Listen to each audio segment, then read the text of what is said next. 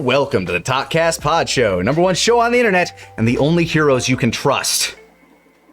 The only ones.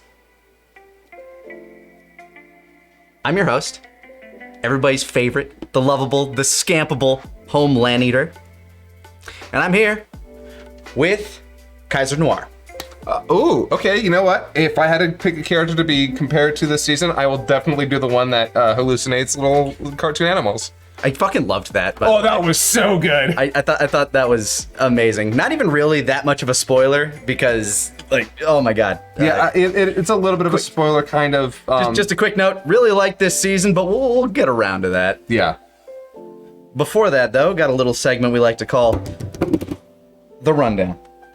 As we break down little things that we've been watching that maybe don't necessarily get a full thing, tangential, because like Better Call Saul came back, the latest episode after the mid-season break. I'm so really excited because everybody apparently is just fucking crazy about this. I love Better Call Saul. I love it a lot, and you know what? Just getting back into it, it felt like I never stopped watching it, but I know you recently binged through Breaking Bad for the first time, and I am interested in your takes on that. Breaking Bad is just fucking amazing television. Just genuinely one of the best TV shows I think I've ever seen. It's really interesting though, because getting to consume it after the hype had died down, like just the general newness of it when people were talking about it week to week, now I got to digest it kind of in my own little bubble. I was the same way with like The Sopranos and The Wire. I didn't watch those until way after. It's amazing to me because I remember the atmosphere and people talking about Breaking Bad when it was coming out. And let me tell you, I'm really glad I didn't watch it with a lot of the other people who were watching it at the time, because what I heard people talking about with the character of Walter, wow. Yeah, because the zeitgeist was all like, oh man, he's so badass. Look at him do it. Like, he's taking control of everything. But you watch it and you realize he's just kind of a sad, pathetic man who is like really like, you know, he's trying to take control of his life. And in some aspects he does, but in like the most toxic ways possible. And it's so interesting to watch him always have the option to do what is actually best for him and his family, and choose not to do that. Always because of his ego. Every time because of his toxic fucking narcissism. And it's amazing. It's an amazing watch if you don't idolize Walter. He's a cautionary tale. He's a Greek tragedy, which is why one of the best episodes is just called Ozymandias. A lot of people told me, it's one of the best of the series. Also, directed by Rian Johnson, to all you Rian Johnson haters. He directed 2 of my favorite episodes, that one and the one with the fly. The Fly, yeah. Fly on the Wall. Which I think has one of my favorite scenes where he's talking, like, where he finally breaks down and talks about the perfect moment where he could have died and just have been happy. Yep, that whole scene. Oh my god, he is such a good actor. Bryan Cranston's amazing. Yeah, Bryan Cranston and Aaron Paul. I'm so glad they gave Aaron Paul all the chances to show the world that he is actually phenomenal, because Need for Speed certainly did. That was like, he's in that unfortunate age range and in that demographic where it's like, yeah, no, we could build a Fast and Furious franchise around him. Why not? Absolutely not. But yeah, no, Breaking Bad, absolutely phenomenal. Didn't love the ending. I didn't hate it. I didn't leave it thinking like, oh wow, the rest of the show is ruined because of it. I actually like genuinely was like, yeah, this is about. It was totally appropriate. Yeah. My problem was just kind of like the last stretch to get to the ending. I can see that. But like, it's still like, it's not bad. In fact, I still think season 5 in general is still one of the best pieces of television that I've watched in a long time. It's just not quite as good as 4, because 4, had a character that was gone in season 5 and the series suffered because of it. I'll say with Better Call Saul, which I'm assuming you're going to watch next. Yeah, I'm going to watch El Camino and then Better Call Saul. Yeah, that's a fair order. With Better Call Saul, it doesn't immediately hit any of the highs that Breaking Bad does, but I do think it's an overall more enjoyable show, if that makes sense, because while the stakes can get pretty high in Better Call Saul. You do know kind of where things are going to even out and end up because it's basically a prequel. I do hear that it kind of...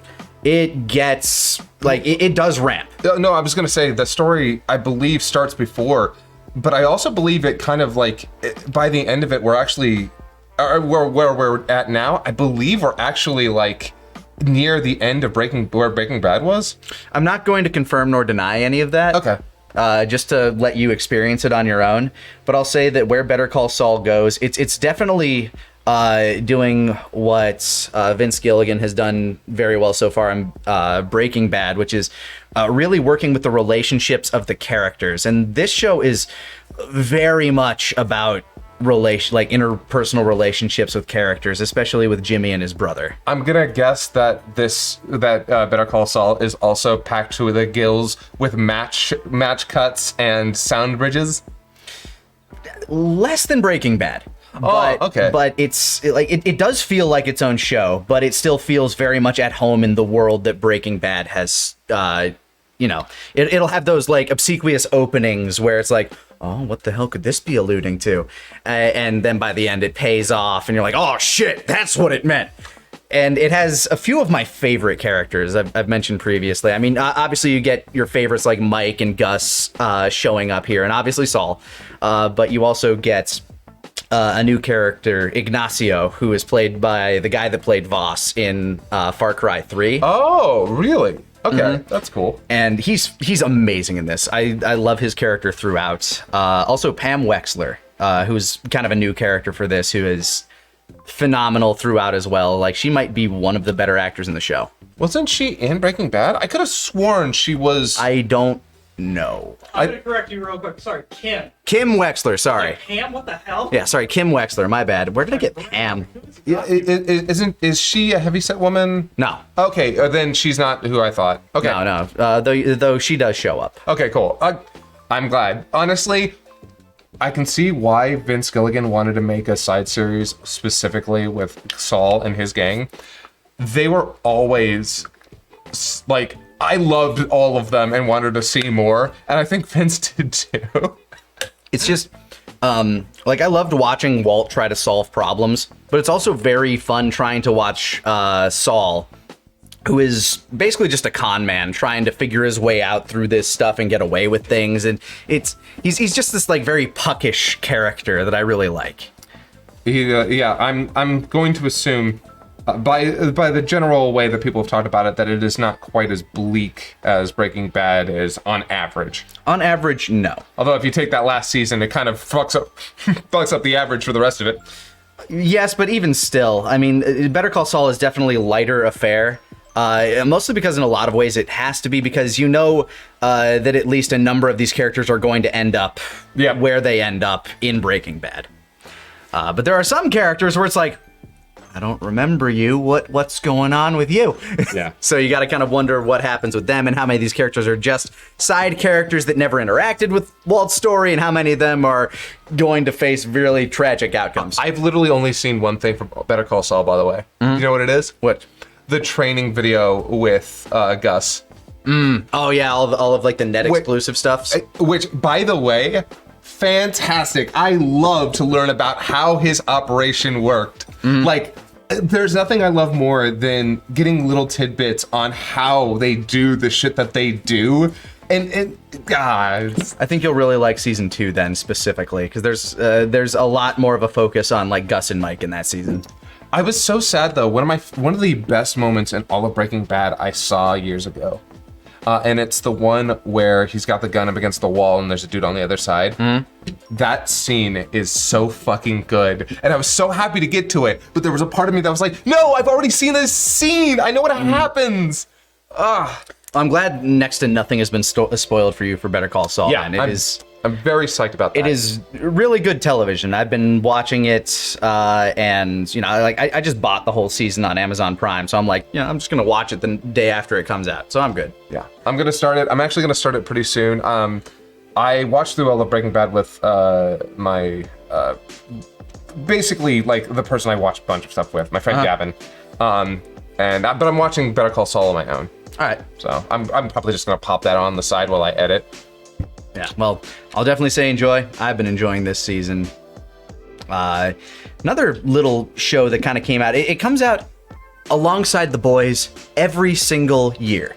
Or every time like The Boys comes out, this show also seems to pop up. Umbrella Academy. I haven't seen season 3. I have. It's still like, I like Umbrella Academy. Every time it comes out, I'm like, oh yeah, that still exists. Because The Boys always comes along and just eats its lunch. The Boys is just superior in so many ways.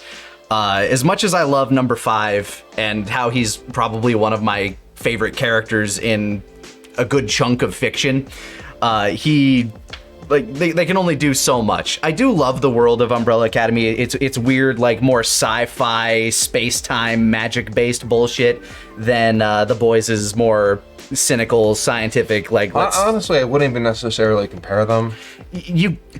Unfortunately, it feels like the companies kind of make you, because Netflix puts it out like at the exact same moment that The Boys is coming out. So it's like, what do you... I think part of that comes down to just when they think this stuff is best to air. Maybe. But they also had like Stranger Things going at like the exact same time, so I don't fucking know, man. I also need to watch more. Like, the husband and I are watching through Stranger Things right now, so. Stranger Things is a show that kind of petered out for me after a while. I still enjoyed this season. Yeah. But it was... I mean, season 3 ruined Hopper, which that sucks. If you fuck up one of the most likable, best characters in the entire show. I still think he's fine. I hated that they made him this violent sociopath. Like, for no good reason. Like, he wasn't like that in seasons 1 and 2, and he had stuff to protect in season 2. No. Like, they did it with him in 3 because they wanted to manufacture drama with him and 11, and also because they were trying to ape a certain style of 80s film. So they were like, oh, we'll just make Hopper an asshole, and it's like, I hate it. Yeah, season 4 was alright. It has like a few really good, like...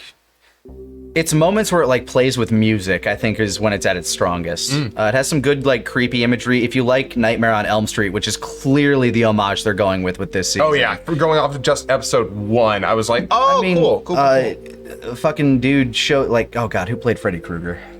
Oh shit. I also forgot his name. I'm having the issue with that. But he shows up in this. Like, he shows up in the show as like a bit of a cameo. No, don't tell me that. I'm still watching. Sorry. I thought you were mostly caught up. No, with me. I'm only 1 episode in. Oh. Well. You bitch. But he shows up in a cameo. I'm not going to say in what regard. But well, I'm looking forward. Robert Englund. Yeah. That one? Yes. There we go. Got it. Hey. My brain did it. But yeah, he shows up at a certain point. It's like, oh, neat. Little twist tie in there. But yeah, like, I don't know. I like Umbrella Academy well enough. I definitely like season 2 better than season 1. I'd agree with that. Looking forward to watching season 3. Also looking forward to watching season 4 of Stranger Things. I don't think season 3 is as good as season 2, if only because like the plot it tells is a bit more, and it's kind of meanders a bit. Like they're all in kind of the same place throughout. I hate to say this, but while I think the television format serves some stories better, sometimes it kind of feels like it also, like, some creators need to fill out a certain amount of episodes when they really have, like, they have less content than what's needed. So there's just like, well, okay, let's tell like 6 episodes worth of story in 12. The thing is, I felt like this was paced well enough. Like, I don't think the story's pacing was off. I just don't think it had the story that it wanted to tell. Like, it felt like it went through a rewrite at some point. Some things just feel a bit more contrived or thrown away. And COVID. It's possible. It's very possible, because they were working with a very limited cast. There are a majority of the scenes only have like 3 people, and at most like 10 in it.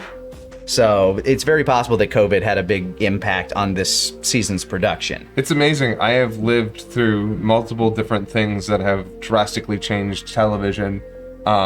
Between the writer's strike back when like Heroes was airing, then COVID.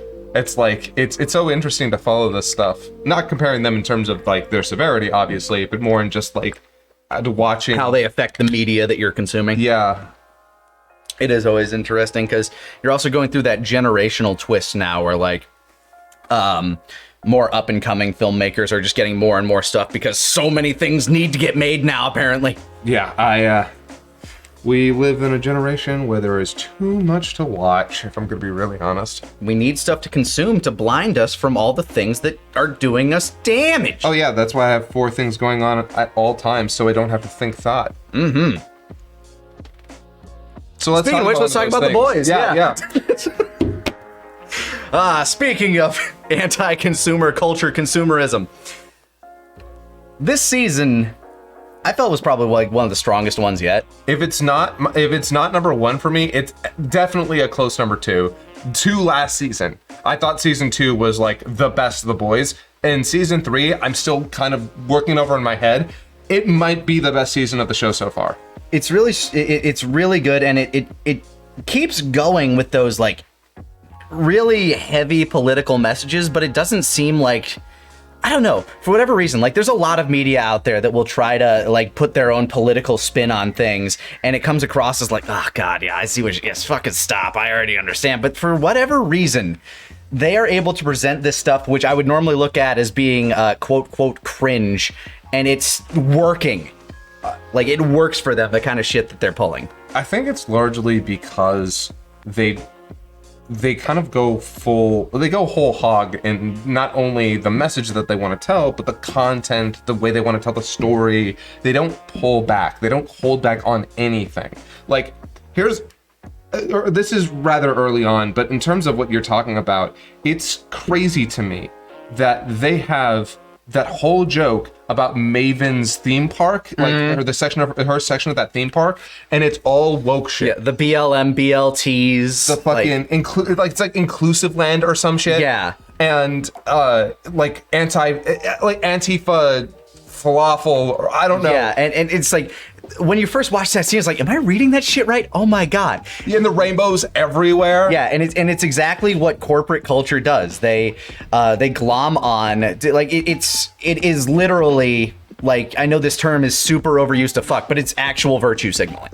Well, it's yes, and it's virtue signaling, it's marketing, it's the rainbow dollar, it's the pink dollar, it's the black dollar. It's them trying to take social movements and monetize them. So, and doing that with, as a gayman myself, I get marketed to all of the fucking time. And sometimes I'm okay with it, you know, I'd rather be included than not included. Did you buy your Rainbow Oreos? God, Oreos making me know that I am part of their family. You are welcome. Yeah. You are welcome to consume Nestle products. But it's so interesting because as someone who gets marketed to all of the time. Sorry, I need to correct myself. It's kind of great to see somebody who I fully believe that the creators of the show are progressive. Like, yeah, no, based on everything that they show and how they promote it, yes. Yeah, excessively anti-fascist, to be sure. So to see them like flat out use these, like, they're not saying, oh, all this woke culture is bullshit. They're saying the commercialization of the woke culture. Yeah, this is a problem. This is gross and consumerist, and it's fucking great. So when they do the other parallels, like the obvious one is Homelander is obviously like a Trump parallel. Immediately. Oh, yeah. Way more in this like in the previous season, not so much. In this season, oh boy. Yeah. Like, no, it's heavy. He's just Trump in this season. Like down to their protesters and all of their signs, like what was one of them, like guns, babies, vaught, or something like that.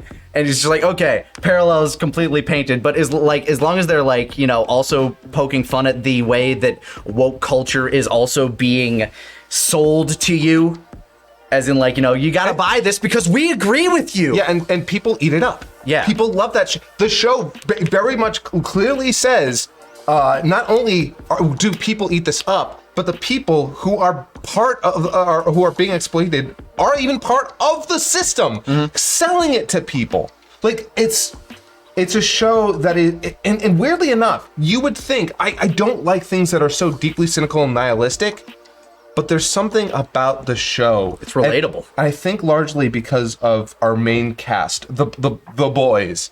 I think it's actually through them that it doesn't become this incredibly depressing slog. It never gets to the point. Yeah, because you got Billy Butcher there who will just say, "Oh, I can't." Yeah, you have Billy Butcher, but you have Huey, you have You have Frenchie. and a fucking goddamn Starlight.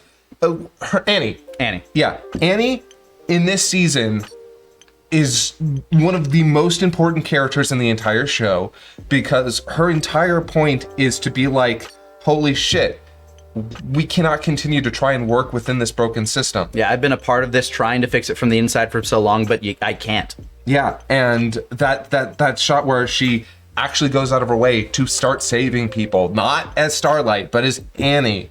And you like there's something to be said about her using her social media presence for good.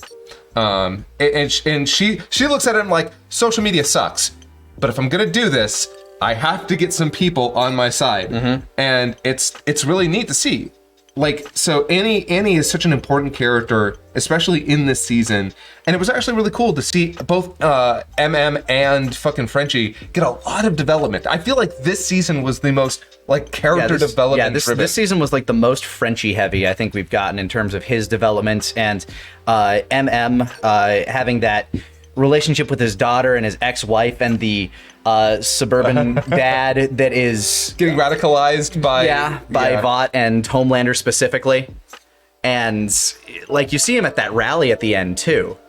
And Jesus, yeah, just the horrifying portrait it paints of the dark mirror of our reality is painful. I know there are probably a lot of people who started watching The Boys not expecting such a political message, and I completely understand if it turns you off. If you're not watching for a political message and you feel like you're getting hit over the head with this, I get it. I'm not going to blame anybody for not wanting to watch the show because they want to escape politics. I get that. But for me... You got Umbrella Academy. Actually, yeah, you know what? You got Umbrella Academy. It's actually... While it's a fairly progressive show in terms of how it deals with, like, you know, identity, it's not a political show. Yeah, it's not something that's trying to deliver a political message. Yeah, because, as we've said before, having gay characters in your show doesn't make it political. Yeah, no, this show, there was a part of me that was like, man, I want to talk about the show without getting into the politics for as long as I can, primarily because, I mean, the story is good. It's not just that it's political. The story is phenomenal in this season. I was really happy with it. And I loved a lot of the performances. Jensen Ackles coming in as Soldier Boy was amazing, and I couldn't imagine somebody else doing this as well as him, honestly. Oh my God. When I realized that's Jensen Ackles playing the Winter Soldier via Captain America.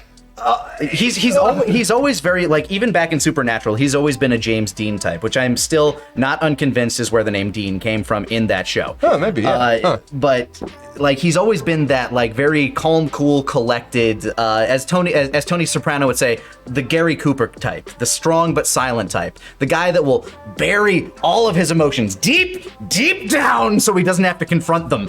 Yeah. Because otherwise you're a pussy.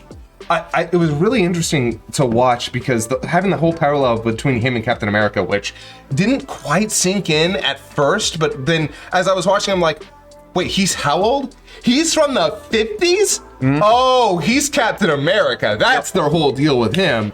Fucking phenomenal. I love his character. I love his reactions. I love, like, everything about him is a perfect parallel to, like, Homelander.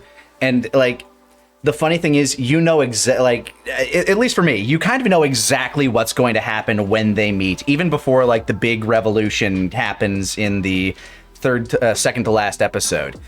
By the way, I guess we never really specified that this was going to be spoiler. I feel like I think at this point we kind of need to go into spoilers if I'm going to talk about this. So spoilers from this point on. I love this season. I thought this was fantastic. I've loved the boys throughout.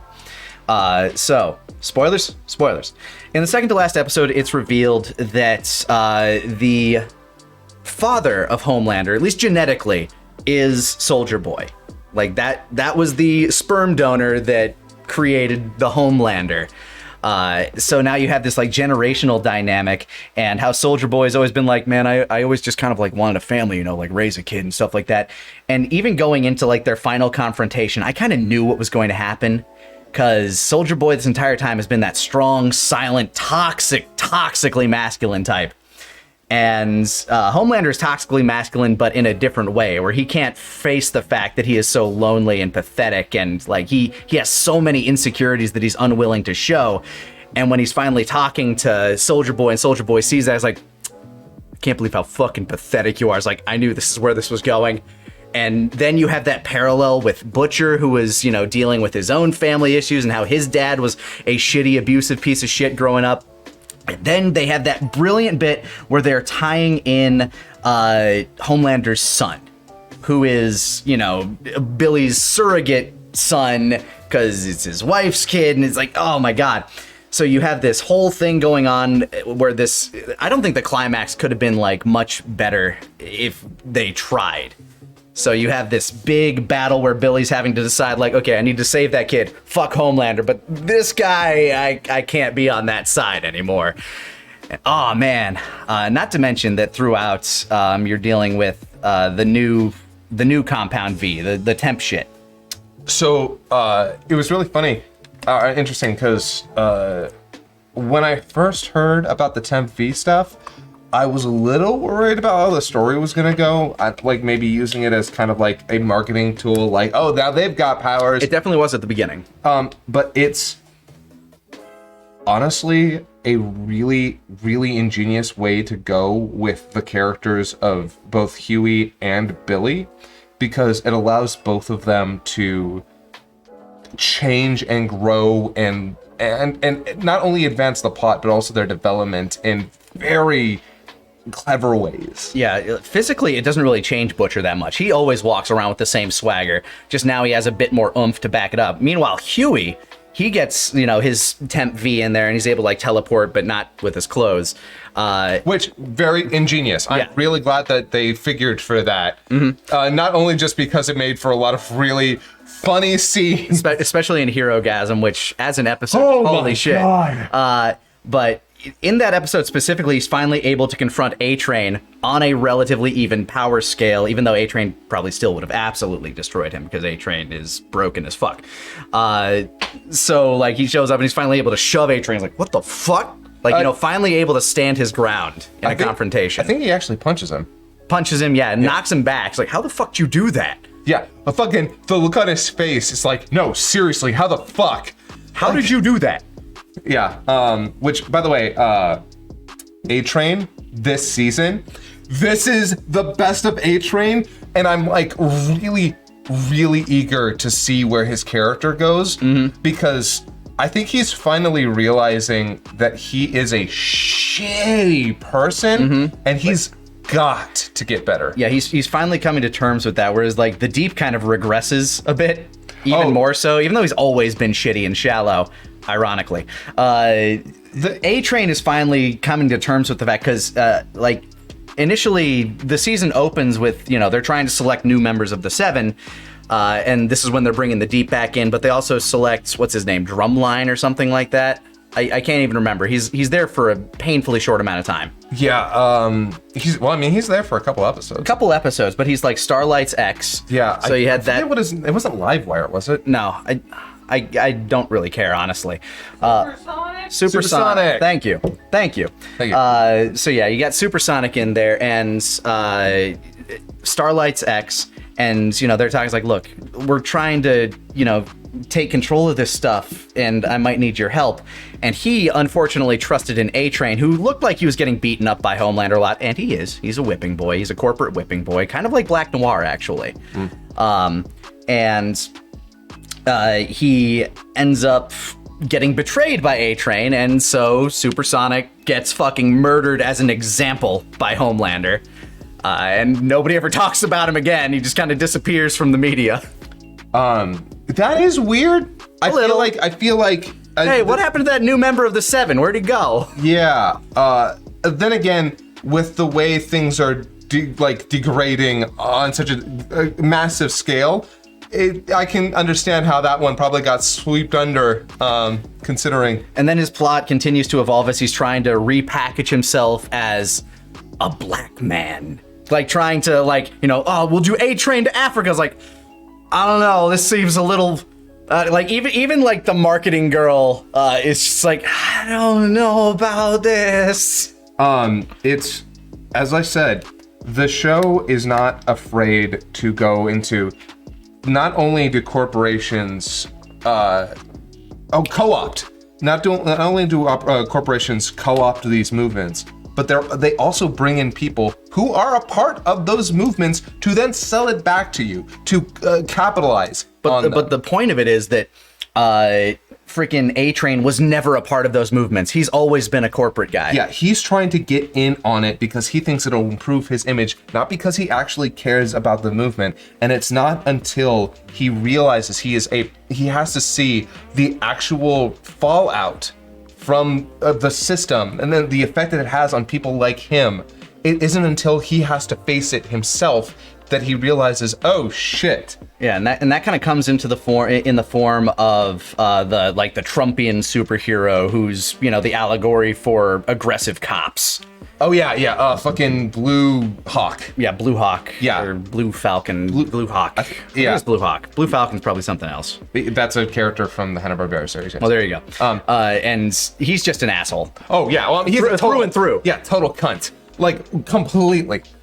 And I had trouble watching the scene in the rec center. Mm-hmm. Like I was sitting there like, oh no, all of this. No, this is going exactly where you think it's going. And it does, and that is the first step for A-Train to finally start getting his shit together. And it's but then he does it in like the worst way because like his brother gets crippled in that incident. Yeah, well, again, it's his first step. Yeah, it's the first time, like early on, he realizes, like maybe the first one is actually when he realizes, oh shit, this stuff is going down.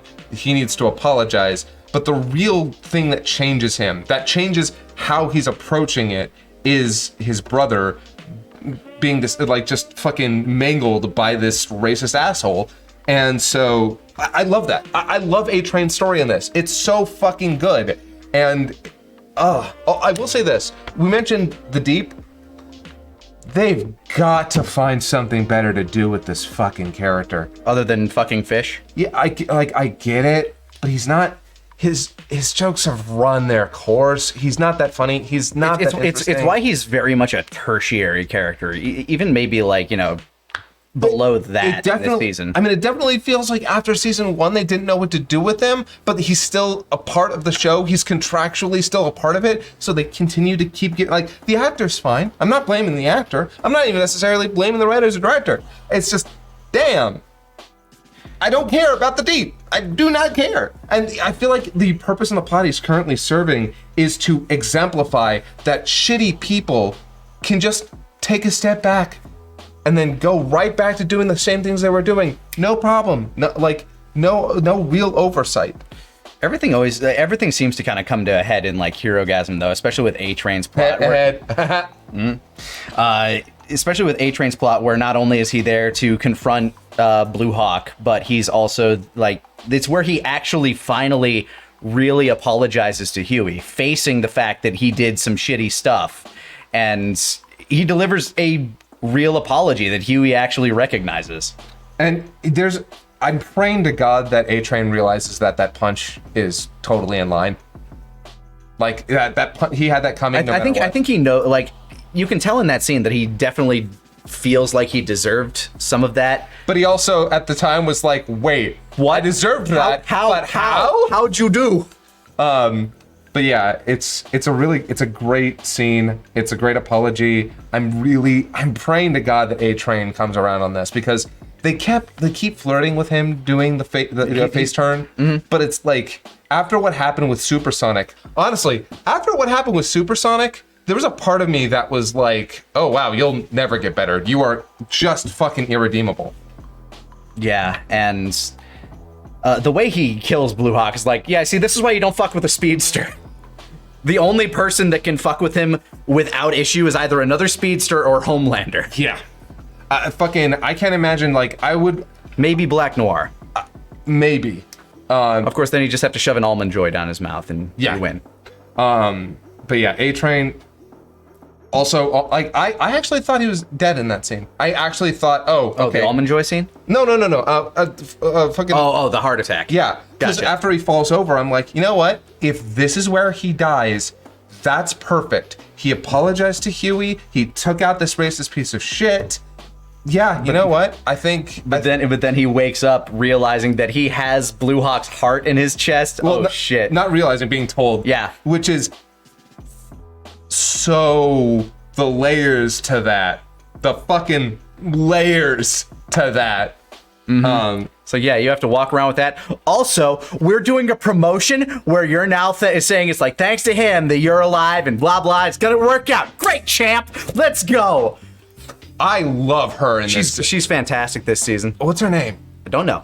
Fuck. It's not Ashley. Ashley. Ashley in this season is so fucking good. I'm so glad that She's so sympathetic because like you see these moments where it's like she really wants to do something else, but Homelander will fucking kill her and she knows it. and you see that she's given that power and then she's kind of abusing it on other people. And yet somehow you know it's not entirely her fault. Yeah. She doesn't want this. She would love to do anything else. It's the job that she wants. It's the job that she dreamed of.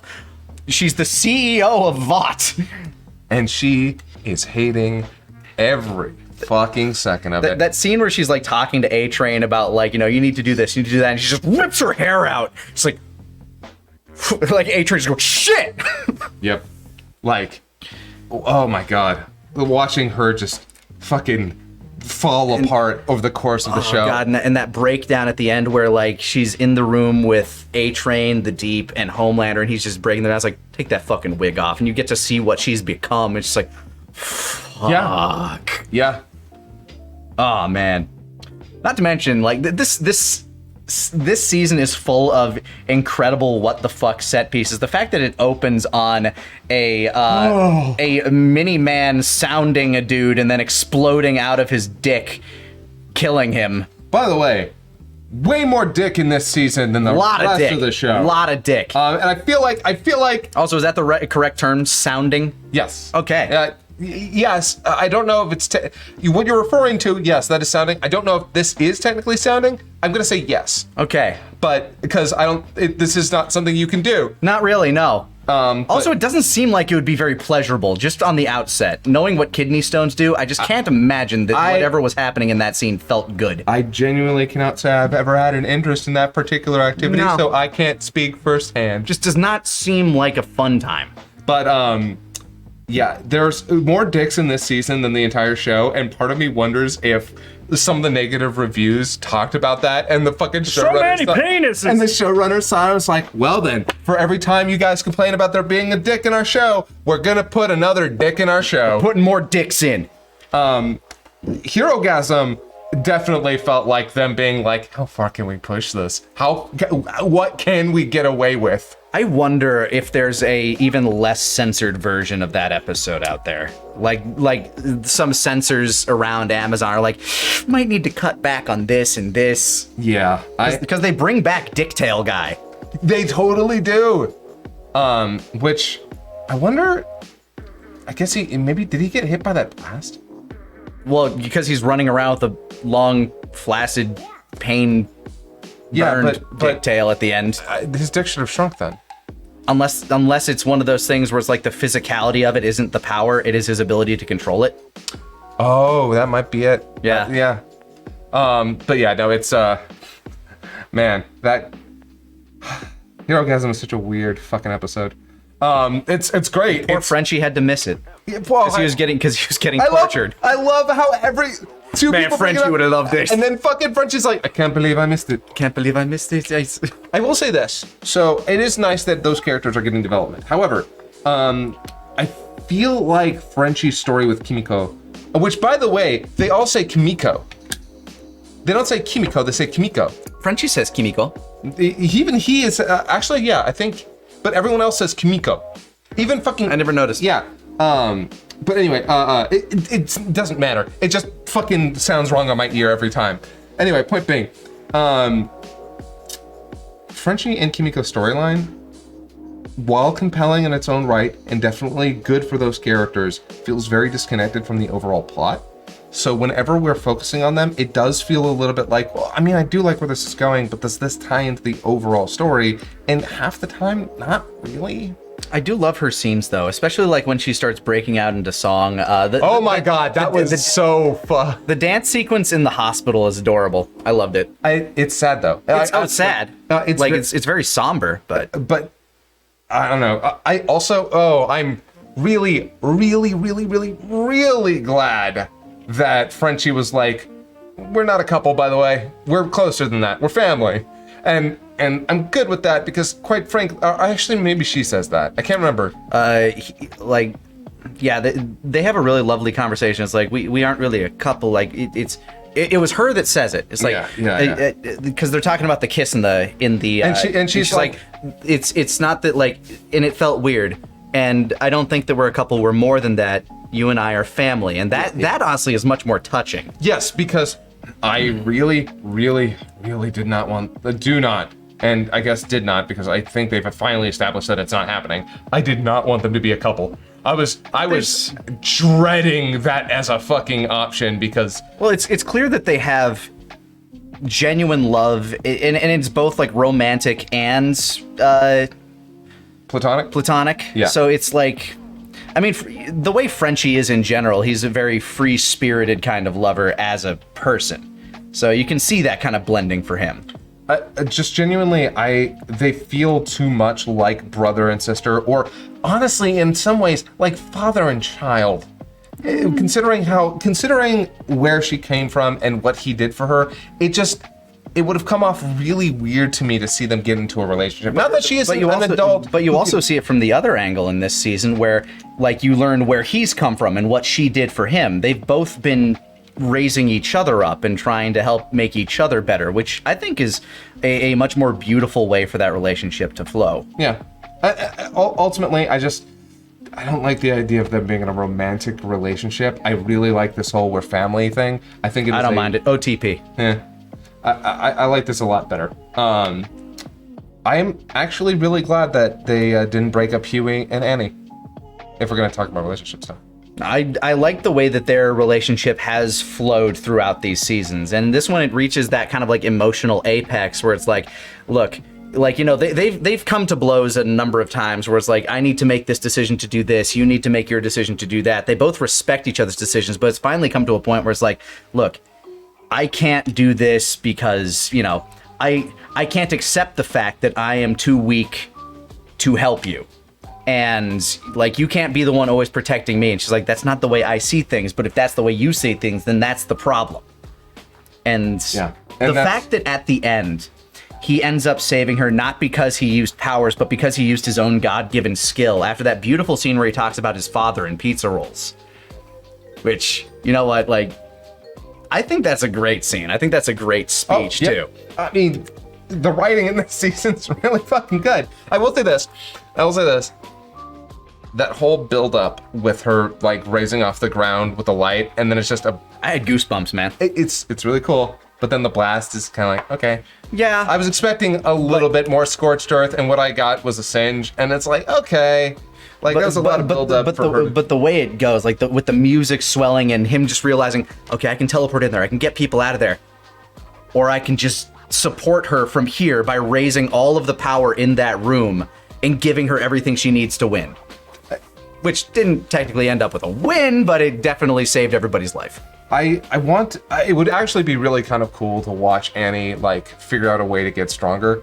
Annie's power is very strong. She was part of the Seven. I feel like there is a avenue in which the series could go to make her stronger, because I would like to see her a little bit more action oriented. She's such her power set is so good for that. The problem you have with that is in this show, it's not about, like, you know, training really hard and getting stronger. It doesn't have that anime mindset. Yeah, I know. Anytime somebody gets stronger in this show, it's through chemicals. Well, I mean, I feel like there's probably other ways to do it, but maybe.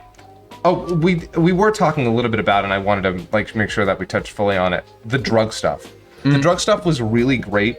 not just because of the thing they did for the characters, but also the parallel to actual drug use. I genuinely, I love when stories figure a way to do that, because, I mean, having them actually be on drugs would just kind of be sort of run of the mill in this show, wouldn't it? Well, I mean, Frenchie is constantly on some sort of mind-altering substance when he's working. That poor motherfucker.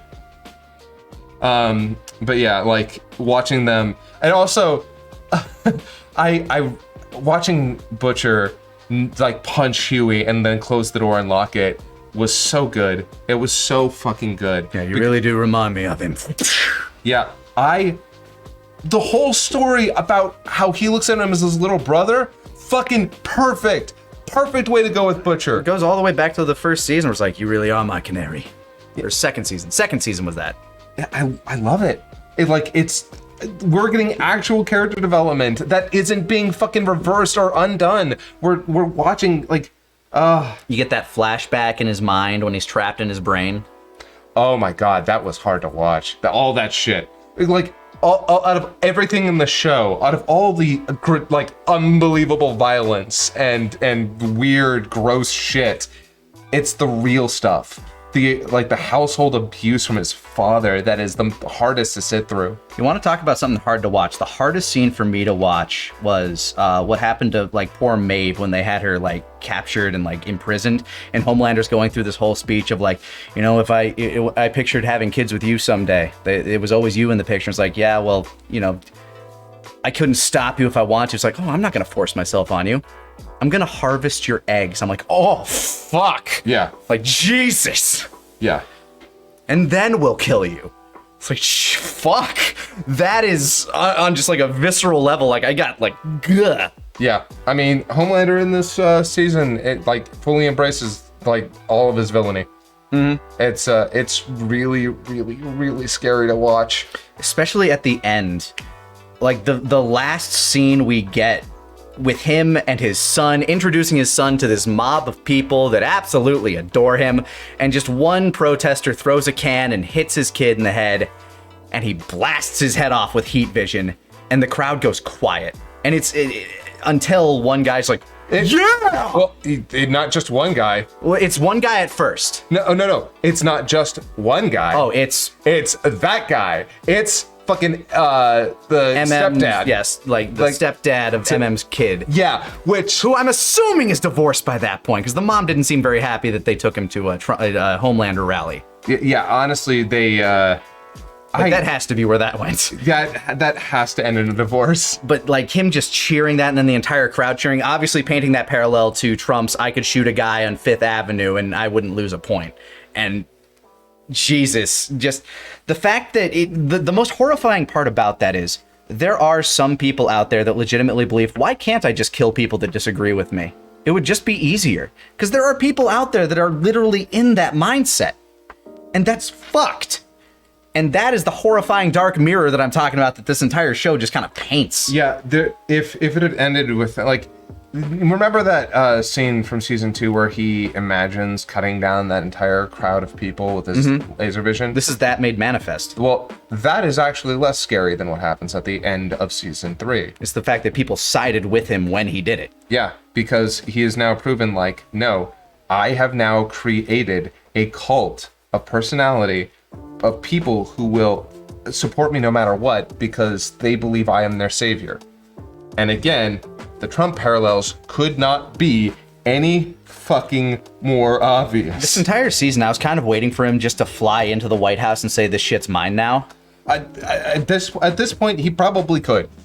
I can't imagine like that it would be that far-fetched to see that in season 4, even though what they have painted in season 4 is you have Congress lady who's the head exploder, which you learn at the end of season 2, but is taught to everybody else very early on in this season, and then it's kind of relegated to a side plot because they don't have anything else to do with her that season. Yeah, and that's fine by me, because ultimately her character serves exactly the part that she's supposed to in this season. I am hoping that we get a little bit more of her later. It was a little bit weird that Giancarlo Esposito's character was like basically just I don't know if they just couldn't afford to pay him for more episodes, but He had no purpose. he really didn't. Like there was nothing else for him in the rest of the season. So they just kind of excommunicate him off to, I guess, holding prison somewhere. I mean, God, Question mark. he's rich. He's not going to prison. Okay, well he's out of the public view at the moment. Which I'm sure he's going to come back. He has to. He can't not. Yeah, I'm very looking forward to him coming back. I'm looking forward to, because here's the interesting thing, and I love this, by the way. I absolutely amazing fucking writing on the behalf of Homelander and everything that he has going on, because the moment he gets in charge, he doesn't know what the fuck he's doing. And this isn't just a Trumpian thing. I'm not like, yeah, obviously Trump was a fucking buffoon who barely knew how to do anything right. But there's one thing that people should always keep in mind. Fascists are fucking idiots. They don't know how to run things. They're strongmen. They're even more so, they're faux strongmen. Yeah, they're faux strongmen. Fascists don't know how to run shit. They are incapable of properly running a country. Everything will fail at sooner or later. People will revolt and things will go to hell. He has proven already he does not know how to run things properly. He's self-destructive. He's putting incompetent people in places of power. Yeah. And well, like a lot of fascists. As long as they are yes men, they are where they are going to be. And it's so good. Like, again, the writing in this, for the story all on its own. And you know what? Maybe that is the reason the political stuff doesn't come off as cringe as fuck, because the story is fucking good. The story is fucking great. And so all of this political stuff, all the mirror, like if you got rid of that, the show would be worse, because like that stuff is what helps elevate it from just being a really good like dark superhero story to holy shit, this is capturing a moment in time in ways that are like really scary and provocative. It is political satire in its purest form. Maybe not its purest form, but I think like it's hit its political satire in a way that is so easy to consume. Yeah. And I don't know, I love it. I fucking love it. I'm I don't know. It's still got problems. I've been singing its praises a lot throughout this conversation. It still has its own problems. I think that sometimes it is a little bit too. Oh, look, a little too on the nose. Well, I mean, yeah, a little bit on the nose, like in terms of its political stuff. It could be subtler, but then again, I don't know if I want it to be. I don't know if I actually want it to be subtle, because it could be this on the nose and this good and really send home the message. Fucking people hearing Blue Hawk's speech, wondering, like, I've heard people say, wait a second, they're making fun of us. And it's like, yeah, should have picked up on that in the first 2 seasons, you motherfuckers. But yes, you are absolutely being made fun of here. What's weird is like I didn't hear a whole lot of like blowback from a lot of these seasons, and I don't know if it's just because we're the target audience or if like, I don't know, the political right just doesn't watch The Boys. I mean, a lot of them do, and they love Homelander. Yeah, so oh, fuck. Yeah, no, I'm not kidding. Like, a lot of the people on the far right love Homelander. And, that, like, yep. Anyway, point being, don't want to get too far down that rabbit hole, even though we're kind of living there right now. We've burrowed. Yeah, I was going to say, fuck, I lost my train of thought. Anyway. A train of thought. My A train of thought. Last thing we should touch on, since we kind of alluded to him, but never really talked about him. Black Noir. Yeah. Fucking holy shit. Obviously the most development we get from him, because we actually get to see that he very much was once like, you know, the A train or the deep type that really does just want to worry about their own career, but we're put in there like, you know, smacked back down by the Homelander of their day, Soldier Boy, who, apparently everybody else on his team hated about as much as the Seven hated Homelander.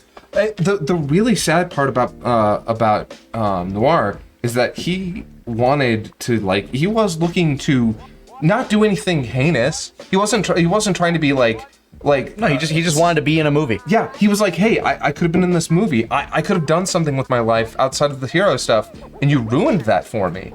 And then he gets beaten near to death. Yeah, oh my god, by the way, the framing device. with his hallucination cartoons from the Chuck E. Cheese that he stays at. Holy shit.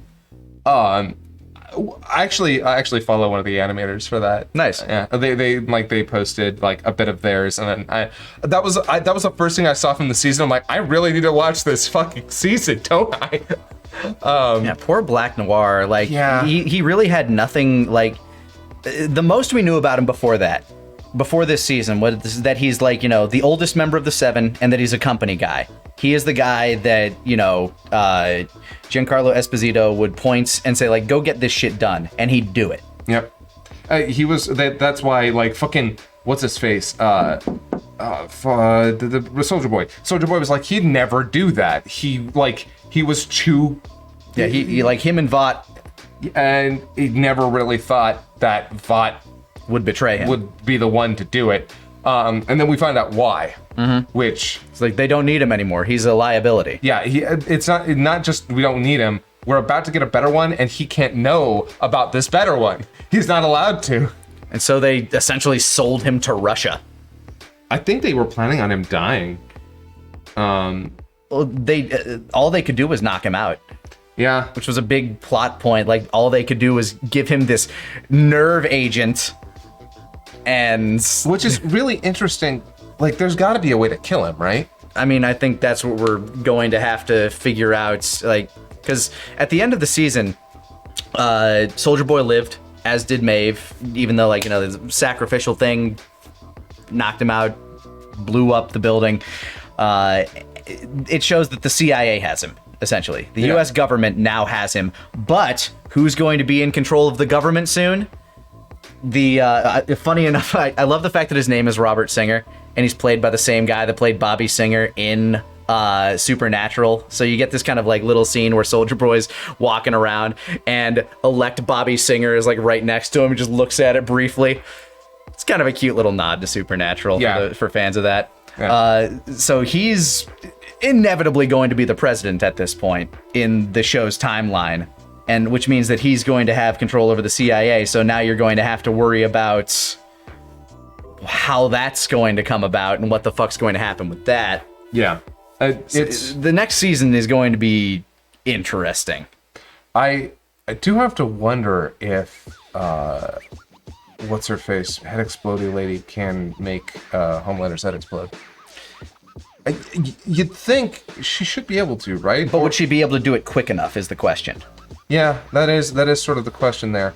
Because it looked like obviously she could do it to Starlight. You could see her nose dripping blood. Which, by the way, that is a creepy threat. Like, hey, by the way, if I kept going, If your I head would just. if I wanted to, I could. Yep. That's scary shit. Yeah, she's interesting, and I'm hoping that we get more of her in season 4. You kind of have to. She's going to be the vice president. Yeah, right. The question is, are we going to pick up after they've already won, or is this going to be a campaign season? Because I think that this next episode is going to come, or the next season will come out in 2024. I am almost certain that I don't know. I don't want it to be a campaign season. I have to deal with campaign in my real life. I don't know if I can deal with that in the show. Well, I guess there's only one way to find out, and that's to wait. Either way, I think this season was fantastic. But what did you guys think at home? What political ideologies do you subscribe to? No, absolutely not.